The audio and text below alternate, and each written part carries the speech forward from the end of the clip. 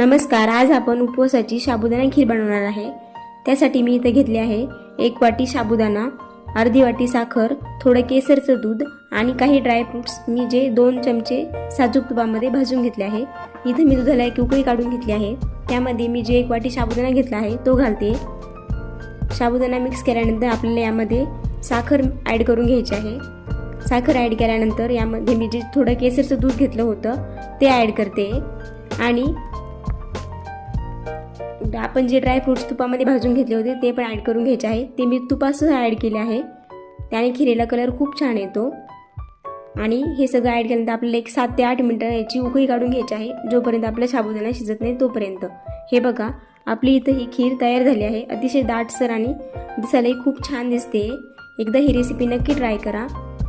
तुम्हाला माझी रेसिपी कशी वाटली ते नक्की कमेंटमध्ये सांगा आणि चॅनलला नक्की सबस्क्राईब करा।